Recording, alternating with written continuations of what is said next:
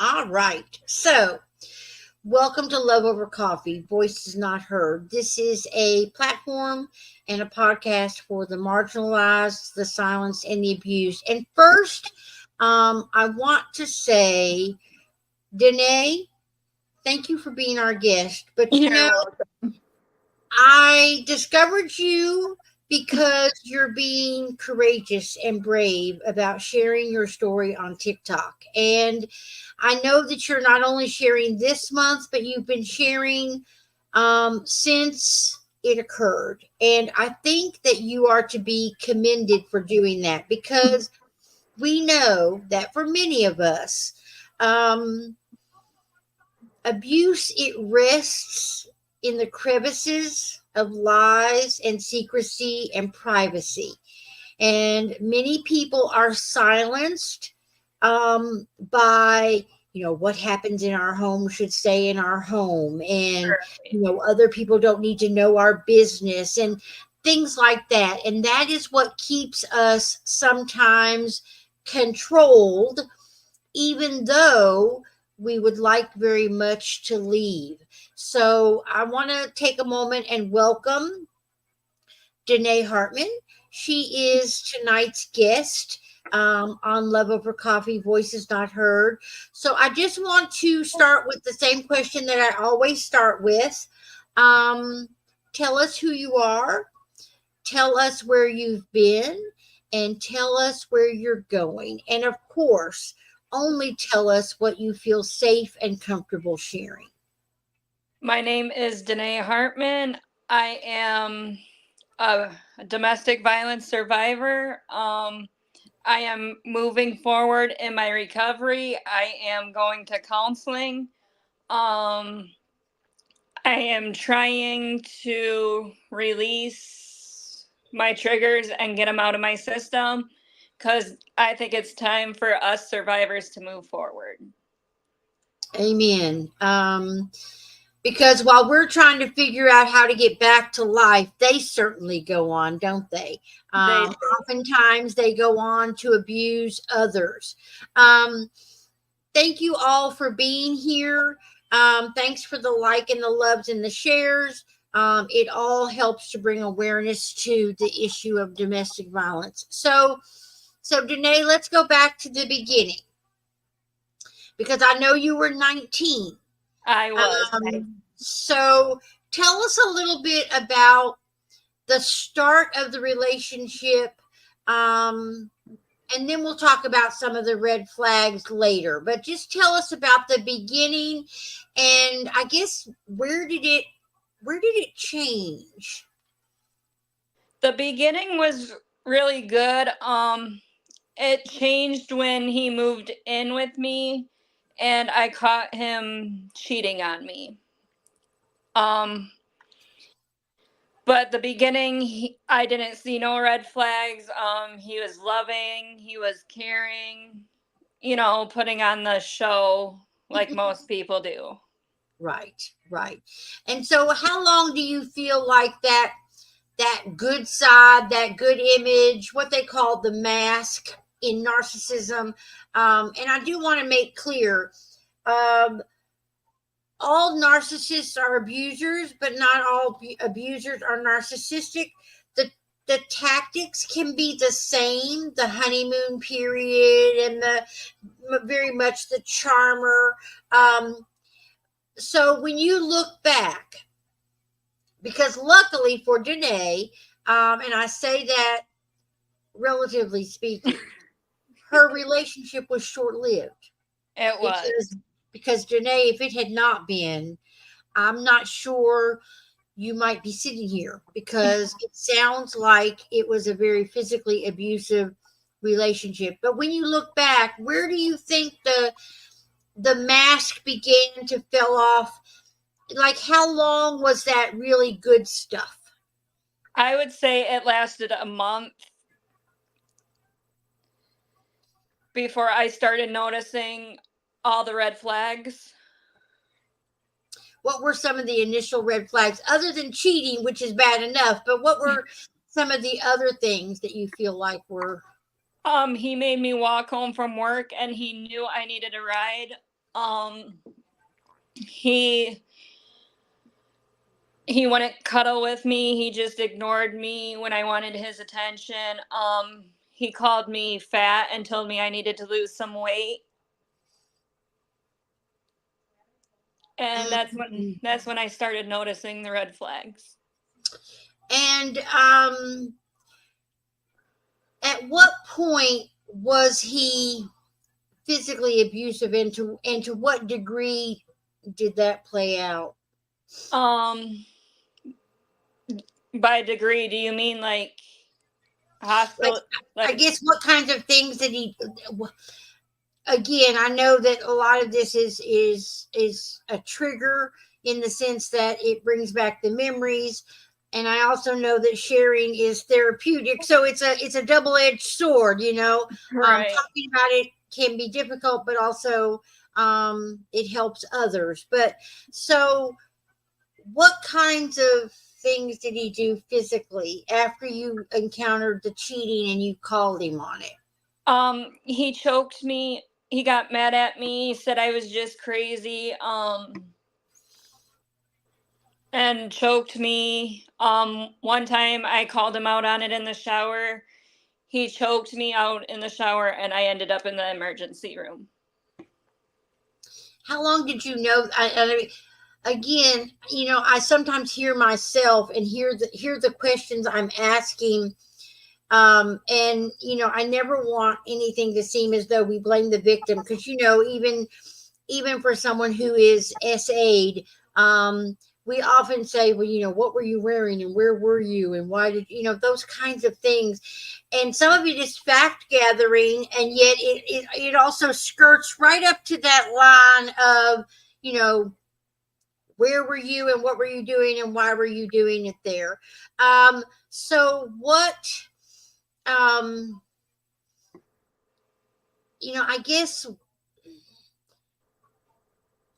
at what point did you realize, I guess, that it was beyond what you could handle, and that you decided to leave or escape, or Um, I it was around my birthday that I decided, I'm turning 20. This is too much. I do not want to be in this abusive relationship forever. So I like I said, I hooked up with my fiance because I had no witnesses to tell him it was over, and he scared me that much to the point where I had to do something on my own. so how long had you known him?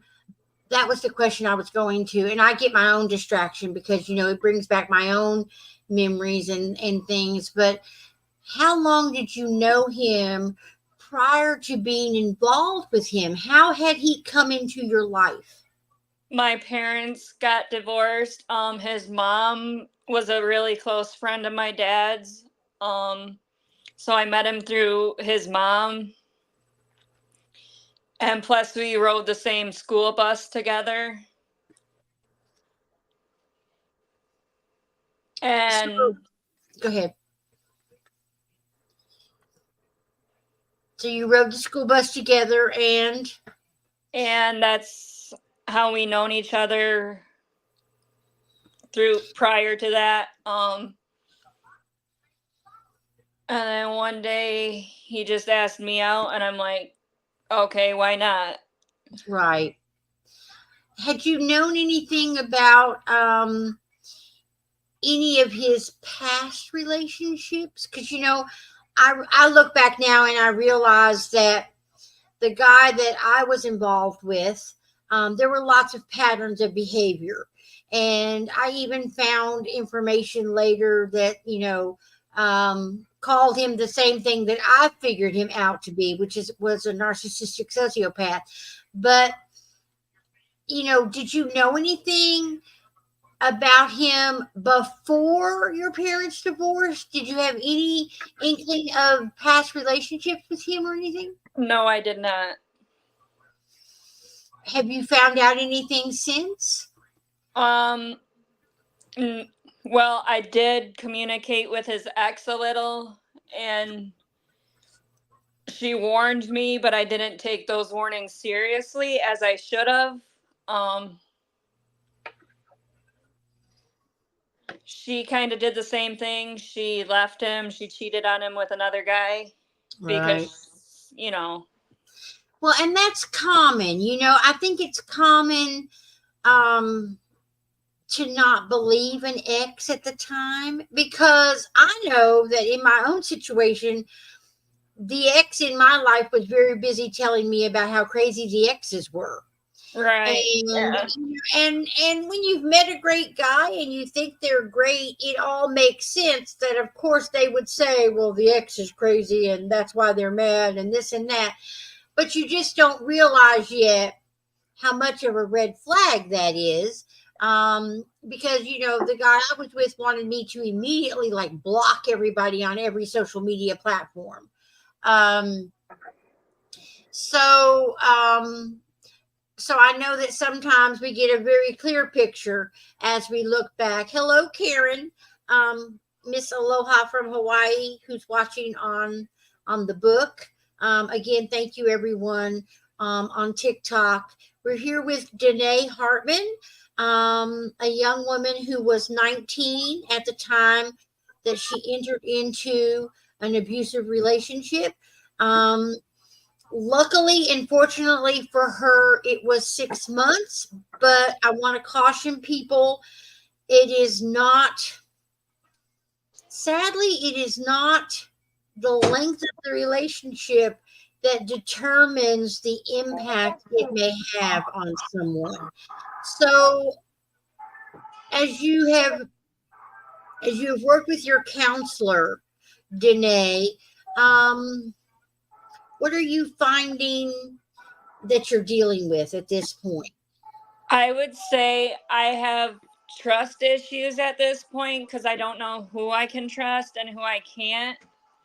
Um, I do have trouble talking about what happened to me in the past and my triggers.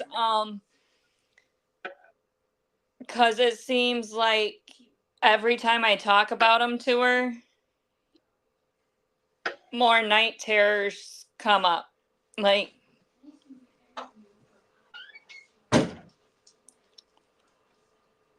So, what are you? I mean, so we're working on moving forward on how I can, what's the word? Feel safe in my own room. Because at first I didn't feel safe in my own room. Like it was just, I would sleep on the couch. mm, mm-hmm. um, so as you move forward, how much time now has passed between the incidents of abuse and now? I would say it's been 6 years, but like I told you earlier, he just messaged me yesterday and my heart dropped. So I instantly blocked him. Like he's a whole nother level of stalking. Right, right. Well, as I said, I would encourage you to definitely pursue extending that or renewing it, whatever you have to do. Um, Other than your counselor, Danae, who has been, I guess, your support system? My support system would be my friend Raven. Who we I hope is watching. Hello, Raven. We don't know if you're watching or not. she's been by my side since all of this. She doesn't look at me like I'm crazy. Um, that's why I don't talk to my mom about my trauma because she looks at me like I'm crazy. So How like have you dealt with some of that? Because, again, we often culturally we victim blame and shame as though somehow you should have seen something sooner, should have left sooner, should have whatever sooner. We never seem to be able to please the right people by doing the right thing fast enough. Right. Um, they forget to see that we loved someone and we were trying to make it work, and so we stayed longer. And we also, we are groomed by the person we first met that never really existed. So, how big is your circle at this point, Danae? Let me, Angel, you may need to leave and come back. The Tiki Talk has its own issues with glitchiness lately, so you may need to leave and come back in. It's just the nature of the platform. I think it's a busy time right now on TikTok right now. Um, so how have you dealt with? You said your mom has a hard time hearing. Who else has had a hard time hearing your truth and being supportive or not supportive? And how big is your circle at this point of friends and family? So I just had to get rid of two toxic friends. One I'm pressing harassment charges on. The other is just gone because she's an alcoholic. But that's not the point. So all I have is my fiance, my counselor, my dad, of course, he supports me. Um Yeah, I would say my friends group's gotten a lot smaller. My friend Jules, I just met her on TikTok not that long ago. How So, has the you know TikTok has become, shall we just say, an interesting platform. You can see everything and anything and sometimes nothing at all, especially late at night. right. How has TikTok been, I guess, a good thing for someone in your situation? It helped, like, before I was just shutting down, like, before I met you, before I met my counselor, before I knew that I had people who went through the same thing as me on TikTok. It's just, I guess it feels good, like a comfort thing, knowing, well, not knowing that someone else has been abused, but knowing someone out there understands the people that been through it. And what about what's been hard about the TikTok platform? Have you been, um, I guess, harassed in any way by others who don't believe your story? And have you been Yes. stalked and harassed by others who know him? I've been stalked and harassed about people not believing me on it. Um, I just deal with it. I'm just like, you don't have to believe me. It happened. You know, if you don't like what you're seeing, just block me or keep on scrolling. That's it. Keep on scrolling. That's what I say. Keep on scrolling. Um, because I know you've made lots of videos. If you're not following Danae on TikTok, she has made a lot of videos about abuse and how it has impacted her life, and some of the things that she's doing for recovery. And it's not it's not easy to be so public. So Danae, I have to ask you, because people ask me all the time. So of course I'm going to ask you, what made you decide to be so public? Um, I I feel like other people should know that there's other people out there and that they're not alone. So I kind of decided to become public when when people started to ask me, can you help me? I said yes. So I'm like trying to prepare myself to help other people and just walk them through it, give them advice. Um, did you have prior to your own lived experience, had you been up close and personal to any other domestic violence situations? And do you know anyone else personally that has gone through it? Especially since, and I ask this because a growing group of abusers are teenagers who are in dating relationships where some things are being normalized, like jealousy, and I don't know why you have to wear that, and that kind of thing. So, you know, to what degree did you have experience of and or knowledge of domestic violence as a teenager? As a teenager. So I actually, so with me being 19, prior to that, I was almost sexually assaulted. So, um, it was my junior year. My dad hooked me up with a prom date. I was just planning on going with friends.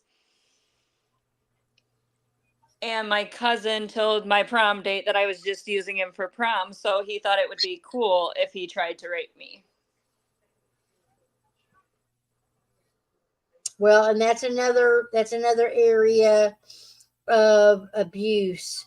Um, and it happens so much as you're coming of age because even at 59, I still hear, well, what you won't do, some other woman will.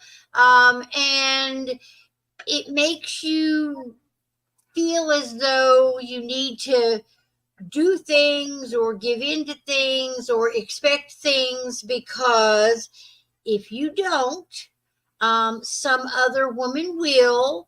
And therefore, if you want a relationship with this individual, then you will do what they expect.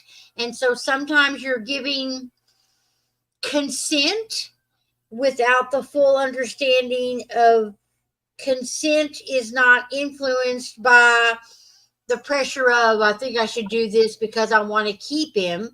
And Right. yet, that's exactly what our society is grooming us to understand and believe. Um, so, sadly, I know that there's a lot of, you know, parties and things like that where a lot of things can happen. Again, I never want to influence um, or make it seem as though somehow the individual was to blame because they were in the wrong place at the wrong time and even maybe doing the wrong thing because we sexualize uh what we covet is what we sexualize, and it shouldn't be whether you're fully clothed or fully unclothed. It has nothing to do with how you sexualize someone. Right. And yet that's what we see. um, as Shirley is saying, if the other woman will, fine, bye. Shirley, I'm with you, girl. I'm with you. um, so as you look back, Danae, and I pray that you do not have goodness, night terrors and all of that, because I know this is difficult. Um, what would you tell another young woman in your situation? I would be like, get out, do what you have to get out. Um, you know, yeah, it's gonna suck at first, but eventually the healing process begins when you get out of it. Someone on TikTok just says, "Oh no, I want And I don't care if he gets someone else, then we don't need to be together anymore. All Uh, right. amen. Amen. Amen. Amen. Um, well, hello, um, Angel. Did you finally give up on the TikTok and now you joined the book side? Um, she hello again, Angel. We're happy to see you on the other side. Um, she's saying, okay, this side I can hear much better. I'm glad you can. Um, when you when you were trying to leave, Danae, um, what were you still wrestling with? Should I stay? Should I go? What should I do? How should I do it? I mean, what were your some of your thought process? Can you My even think about it? my thought process was like, if I didn't get out of it soon, there's a possibility that I might not make it out. It's true. It's true. So the most dangerous time for an individual leaving an abusive relationship, especially for women, and I do not want to detract from the fact that men encounter, endure, and experience abuse. But predominantly in our society, it is still perpetrated most against women. Um, and domestic violence is also not necessarily um, just between partners. It can be a mom, a dad, a sibling. It can be a family friend. Um, it could be basically domestic violence covers the idea that it is someone in your domestic situation, the home. Um, but domestic violence can take many forms. Um, but the most dangerous time for someone is when they choose to leave because at that moment you escalate the rage for the individual. um, so how did you leave, like from the moment you decided to leave, Danae, until the moment you left? Did you try to hide that you were leaving? What was that? What did that look like? I made it pretty obvious. Um, I told him, like, hey, if you don't start doing things the way I like it, like paying attention to me, this is going to be the consequences. And he kept victimizing himself to make him look like the victim and me look like So typical. So right. typical. So I'm like, okay, I tried telling you how I feel and you don't care. So like I said, I added my fiance on Snapchat. Whoops. Whoops. She did that earlier, but But yeah, I'm like, bye, I and then the part that really pushed me away was I wanted kids, and he's like, I don't want to have kids with you. mm, And I'm like, okay. Okay. Okay. Well, thinking about how supportive your father has been and how difficult it is for your mom at times. Um, are there people who, I guess, believe him and have been? I don't want to. I don't want to like. How have his parents been in all of this? Like, do they see what you see, or are you the crazy one? I'm the crazy one. His his mom and his sister actually posted a picture of him on Facebook. This was before he messaged me, And then they messaged me, how do you miss, his mom would message me, how do you miss my son now? Oh my goodness. And then his sister messaged me the same thing on the same picture she posted and was like, how do you miss my brother now? And I'm like, I don't miss that abuser at all. Like, trying to be strong. Yeah, Mm. seeing his face triggered me a little. You know you have to block all of them, right? Yeah. This is your mother speaking, right? Because what they're doing is, again, the tactics are the same, even though he may not be narcissistic, but the flying monkeys, the people who believe him versus you, the ones who are still not convinced of whatever it is that you're saying, but rather convinced by what he is saying, you have to block them all because flying monkeys, that's basically abuse by proxy. So they will use other people to get to you and at you because an abuser definitely wants to control you emotionally. And if they can break you down emotionally, they have a chance to re-enter your life because you want what you wanted in the beginning to be true. Right. And that can be that picture of what you wanted and what you thought you initially had can be a very powerful piece of control. So blocking them as well as blocking him is all the same level of protection for you. um well, now And let's I switch gears. Go ahead. and I should have known he wanted me to change my appearance because he's like, let me pierce your belly button. And I'm like, go for it. Hmm. And I'm like, then I took it out once I met my fiance because I didn't want it in. Right, no reminders. Yeah, no reminders. Okay, so let's switch gears completely. So you're in recovery, you're healing, in counseling. What does life look like in 5 years? What is it you want to do with your life? I want I want to see myself healed. I'm actually writing a book. I'm working on getting it published about the domestic violence I endured. Um, just to help survivors out there like me. Okay.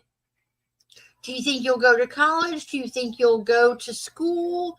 Um, Um, I am in RN school right now. I'm working on getting my registered nursing. okay. Okay.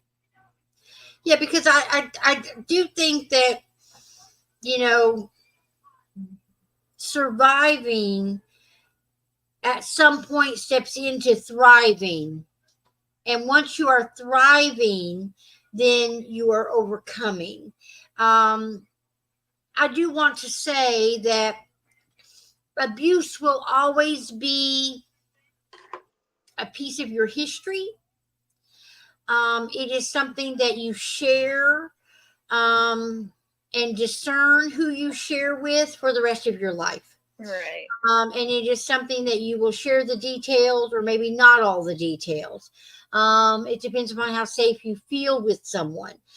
But, owning your trauma is a really important piece of moving forward. I mean, I do own it. I'm a survivor on my ankle, well, on my calf. Uh huh. Oh, I Because see my it. Okay. Okay. Um, well, I want you to keep speaking out. I want you to keep encouraging others. Um, you're very young, and I don't say that lightly, and I don't say that to minimize. Um, you still have a lot of growing and changing to do, but the core of who you are will not change, and because they say most personality and character is formed by the time you're 5.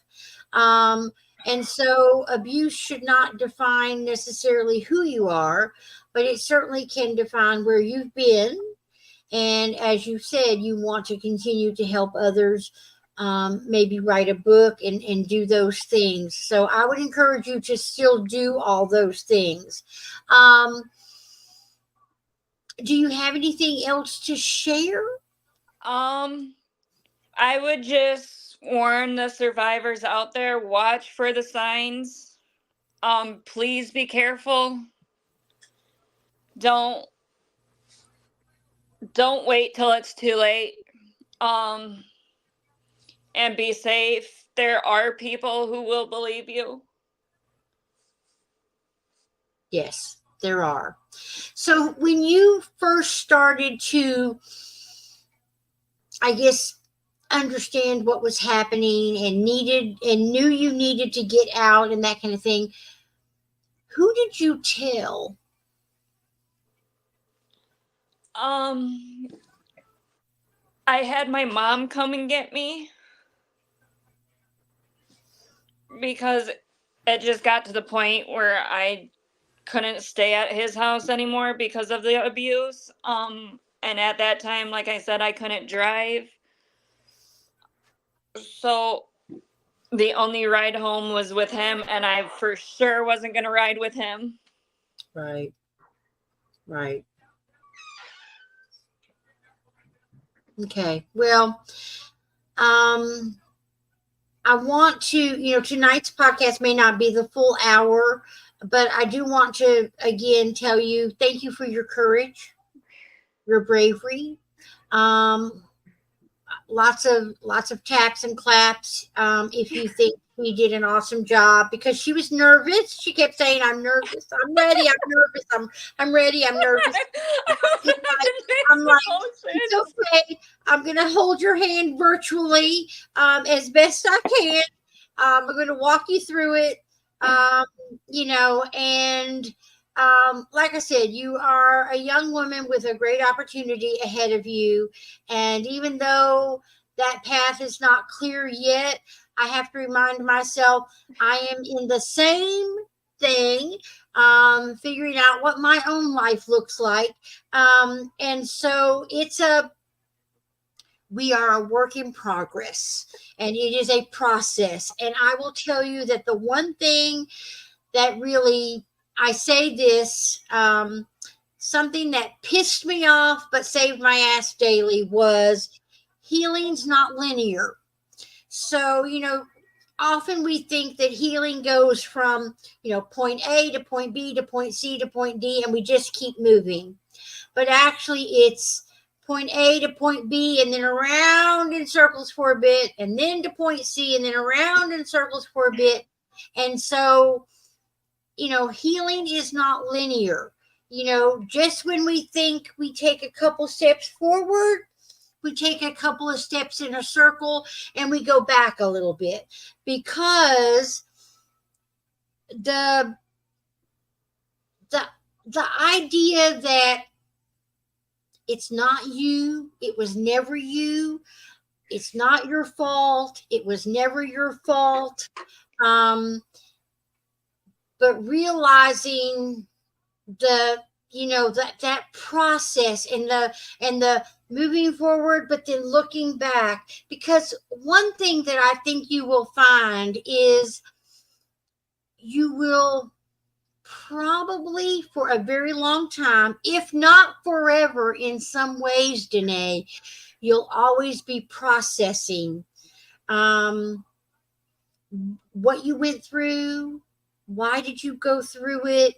And I think to some degree, we also, it's like we want to understand, but in our understanding, we sometimes say, what could I have done differently? And that's where you have to be careful not to blame yourself. So I'm gonna give you some words of advice. Stop using the word my abuser, because you do not own him and you do not own the abuse you endured. So don't say my abuser. Let that go. The abuser, the ex who shall remain nameless, the asshole I once knew. whatever it takes to separate yourself, but don't use the word my, because that shows possession and your brain hears that. So that is one thing I would encourage you to break that bond right there. I just want to say again, thank you for being here. You're Thank you welcome. for your strength and your courage and your bravery. Do not lose touch with me because I'm now another new mama. And sorry you're stuck with me. And That's fine. I just want to say how proud I am of you for getting out of the situation. Um, for those of you, thank you, Miss Mar. I saw a very sweet, a very sweet comment from you, and I appreciate it. So thank you so much for saying my hosting skills. I don't know. I don't know. I just feel it very deeply. So, but I appreciate the kind words. You've been listening to Love Over Coffee, Voices Now Heard. This is a platform and a podcast for the marginalized, the silenced, and the abused. Tonight's guest has been Danae Hartman. She is on TikTok. I tagged her yesterday, or actually earlier today, in a video about tonight's podcast. We are doing 31 nights of podcasts to bring awareness to the issue of domestic violence. So I would encourage you to come back tomorrow night. It will be night 11. Tomorrow, I will tell my story. Um, so, and I can guarantee that just like you saw Danae wiping her tears, my story will come with some tears tomorrow night, and I am almost 6 years out as well. But tomorrow night I will share my story, and I will share some of my writing, and a couple of other things that I am working on. Any final words, Miss Janae? Again, if the police don't believe you, there's people out there that will. Okay. So Stay thank you. safe. So thank you to everyone on TikTok. We'll be back tomorrow night, 9 p.m. Eastern Standard Time. I'm going to go ahead and end the TikTok live. So just stay right there, Danae. Stay right there. Thank you, everyone, for the love and the likes and the shares. Oh, and I should also say thank you to my moderators, Sue, Cat Links, Angel, who jumped ship and went to the book because she couldn't. And Pink, aka Nicole. So thank you everyone for supporting through TikTok. And we'll be back tomorrow night at 10 p.m. So thank you to my mods. Thank you to the watchers, the listeners, the sharers, all the gifters. Thank you, everybody.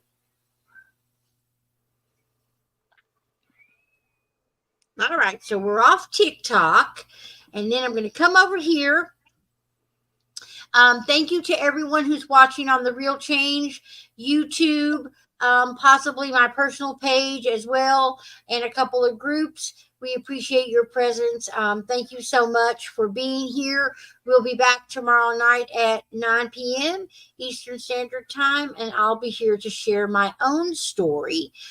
So hopefully I'll see you here tomorrow. So I'm going to go ahead and end the stream. Stay right there, Danae.